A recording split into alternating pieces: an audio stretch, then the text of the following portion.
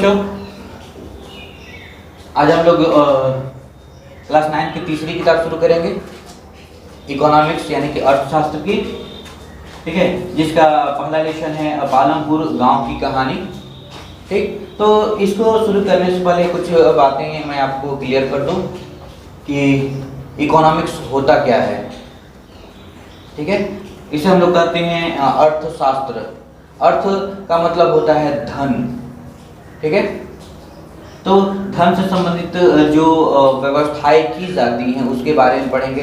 सबसे पहले हम लोग ये समझ लेते हैं कि हमें कि अर्थव्यवस्था की आवश्यकता क्यों होती है। अर्थव्यवस्था दो शब्द हैं, अर्थ और व्यवस्था। अर्थ यानी कि धन, और व्यवस्था अर्थात तो उसका किस तरीके से यूज किया जाए, प्रयोग किया जाए।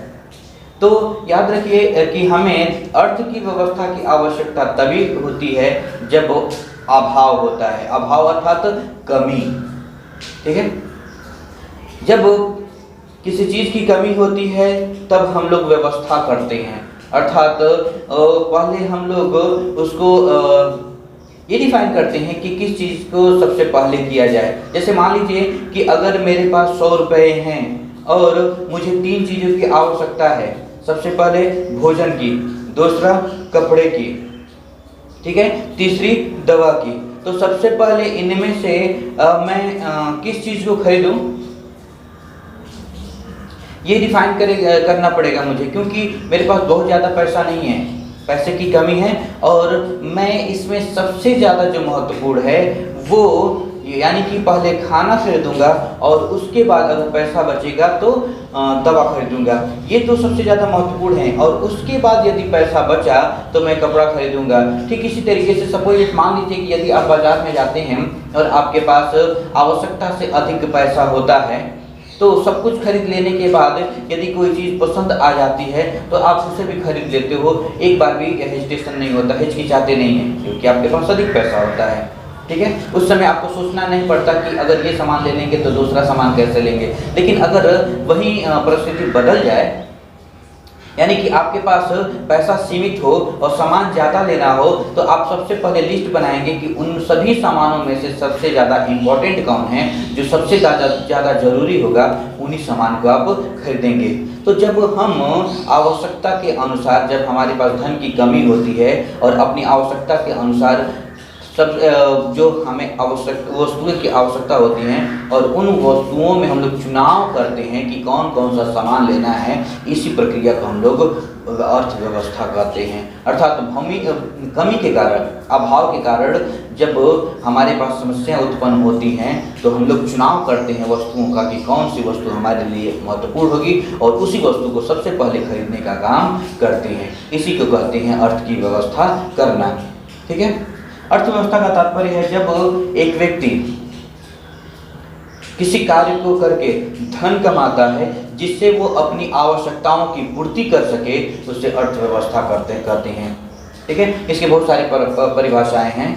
ठीक है, तो एक व्यक्ति जो होता है वो किसी न किसी प्रकार का व्यवसाय, काम धंधा करता है जिससे वो धन कमा सके और उस धन से वो अपनी आवश्यकताओं की पूर्ति कर सके। मुख्यतः 3 आवश्यकताएं जिसे हम लोग कहते हैं भोजन, कपड़ा और मकान, इनको पूरा कर सके। और इसको पूरा हो जाने के बाद वो बाकी जो आराम की वस्तुएं हैं उनको भी खरीद सकता है। लेकिन जो मूलभूत आवश्यकता होती है मनुष्य की, वो ये 3 ही होती हैं, भोजन, कपड़ा और मकान।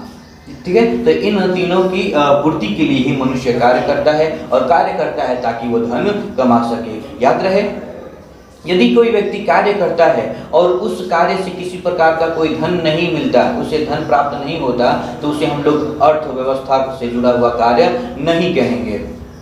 हम उसे कार्य तभी कहेंगे जब उससे धन की प्राप्ति होती है। तो चलिए हम लोग शुरू करते हैं अपने लेसन को। इसी के बारे में हम लोग पढ़ेंगे कि किस तरीके से व्यवसाय, काम धंधे होते हैं और किसी चीज़ के उत्पादन में कौन कौन सी चीज़ें आवश्यक होती हैं। तो यहाँ पर परिचय के बारे में बता दें कि पालमपुर एक गांव है जो शहर से लगभग 35 किलोमीटर दूर है। वो उस गांव में 450 लोग रहते हैं, जिसमें से लगभग 250 लोग जो हैं गरीब हैं और 250 परिवार जो है वो गरीब हैं। ठीक है, और उसमें से कुछ परिवार जो हैं जिनके पास 1 एकड़ से 5 एकड़ तक ज़मीनें हैं, कुछ बहुत कम लोग हैं जिनके पास बहुत ज़्यादा ज़मीनें हैं, यानी कि अमीर लोग हैं। ठीक। तो यहाँ पर सिंचाई की व्यवस्था है, सड़कें अच्छी हैं, यहाँ के लोग जो हैं अपने फसलें जो होती हैं, उत्पादन जो होता है उसे पास के गांव में शहर में बेचने जाते हैं। ठीक। तो यहाँ पर एक स्कूल है, एक हॉस्पिटल है, लगभग सारी व्यवस्थाएं उपलब्ध हैं। यहाँ पर जो लोग हैं वो ज़्यादातर प्राथमिक क्षेत्र से जुड़े हुए हैं, अर्थात कृषि का काम, उत्पादन का काम करते हैं। कुछ लोग सेवा क्षेत्र से भी जुड़े हुए हैं। तो इसी के बारे में जानना है कि इसकी स्थिति कैसी है और यहाँ के लोगों की स्थिति को और कैसे सुधारा जा सकता है, और इसी के आधार पर हम अपने देश की अर्थव्यवस्था के बारे में भी जानेंगे कि हम लोग अपने देश की अर्थव्यवस्था को कैसे सुधार सकते हैं, या फिर देश में रहने वाले जो लोग हैं उनकी अर्थव्यवस्था कैसे सुधारी जा सकती है या उनकी स्थिति कैसी है। तो सबसे पहले यहाँ पर आता है उत्पादन का संगठन। तो याद रहे उत्पादन दो प्रकार का होता है। ठीक है, कितने प्रकार के? दो प्रकार के। सबसे पहला होता है, एक होता है सेवा का उत्पादन, ठीक है, और दूसरा होता है वस्तु का उत्पादन। ठीक, ये दोनों ही ये चीजें होती हैं अर्थव्यवस्था के अंतर्गत। हम सेवा का भी उत्पादन करते हैं और वस्तु का भी उत्पादन करते हैं, जैसे कि बसें हैं, हॉस्पिटल है, ठीक है, ये सब के सब सेवा का उत्पादन कर रही हैं। जैसे अभी मैं यहाँ पे पढ़ा रहा हूँ तो मैं भी एक प्रकार का सेवा का उत्पादन कर रहा हूँ, और किसी वस्तु का निर्माण किया जाता है, जैसे कि बिस्किट है या फिर नमकीन है या फिर दूसरी चीज़ें, मोबाइल इत्यादि, ये सब के सब वस्तुएँ हैं। ठीक ना। जैसे कि एक बस है, बस जब किसी कंपनी में बनाई जाती है तो वो वस्तु का निर्माण कर रही है, लेकिन जब वहीं सड़क पर चलती है और लोगों को एक स्थान से दूसरे स्थान तक पहुंचाने का काम करती है तो वो सेवा का उत्पादन करती है। ठीक है, तो किसी भी प्रकार के उत्पादन में हमें कुछ खास चीज़ों की आवश्यकता होती है। सबसे पहले हम लोग समझते हैं वस्तु के उत्पादन के बारे में। तो वस्तु की उत्पादन जब हम लोग करते हैं तो उसके लिए मुख्यतः 4 चीज़ों की आवश्यकता होती है: भूमि, श्रम, भौतिक पूंजी और मानव पूंजी। ठीक है, ये 4 चीज़ों की आवश्यकता होती है। अर्थात हम जब उत्पादन की प्रक्रिया में भाग लेते हैं तो सबसे पहले हमें भूमि की आवश्यकता होती है, एक ज़मीन की, जहाँ पर हम लोग कच्चे माल का उत्पादन कर सकें। और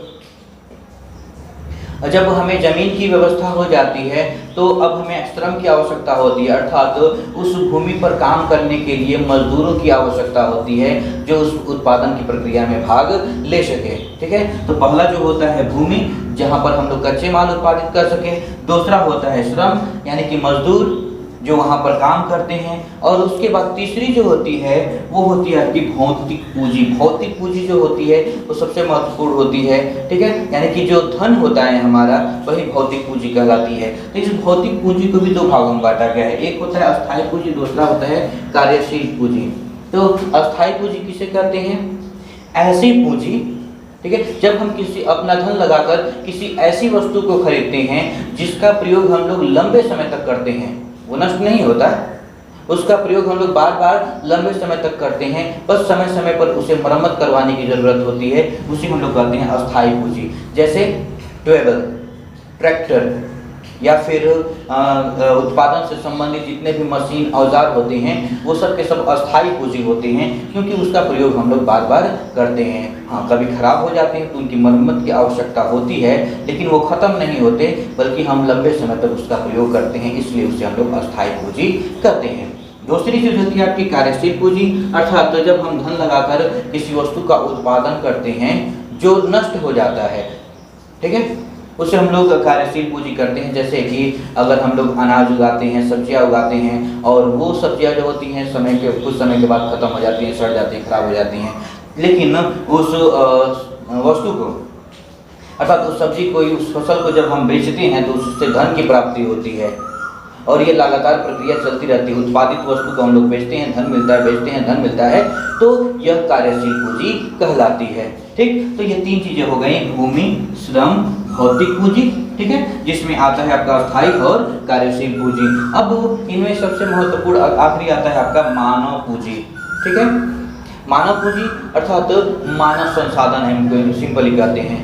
ठीक, ऐसे लोग जो इन सभी प्रक्रियाओं को संचालित करने का काम करते हैं, अब जानते हैं किसी कार्य को करने के लिए मजदूरों की आवश्यकता होती है, या किसी खास कार्य को करने के लिए प्रशिक्षित लोगों की आवश्यकता होती है। सपोज दैट मान लीजिए कपड़े की बुनाई करनी है, उस पर कढ़ाई करनी है, तो एक ऐसे प्रशिक्षित व्यक्ति की आवश्यकता होगी जो बुनाई करना और कढ़ाई करना जानता है। तो वह व्यक्ति मानव पूंजी कहलाता है, क्योंकि वो अब सेवा का उत्पादन करके उस उत्पादन की प्रक्रिया को पूरा करने का काम करता है।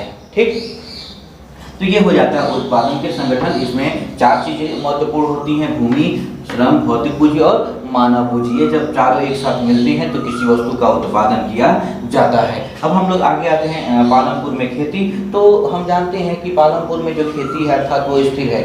उस खेती को न तो बढ़ना है न घटना है, वो घटता जाता है लेकिन बढ़ता नहीं है।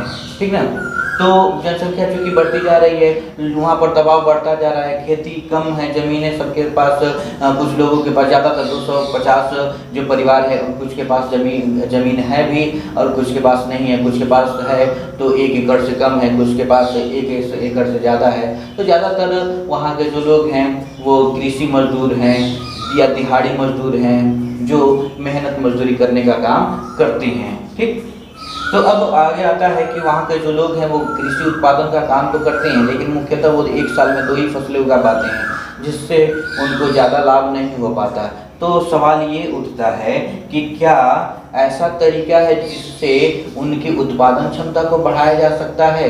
तो हाँ, उस ही खेती पर, यानी कि जितनी खेती उनके पास है उतने ही खेत पर उत्पादन क्षमता बढ़ाया जा सकता है।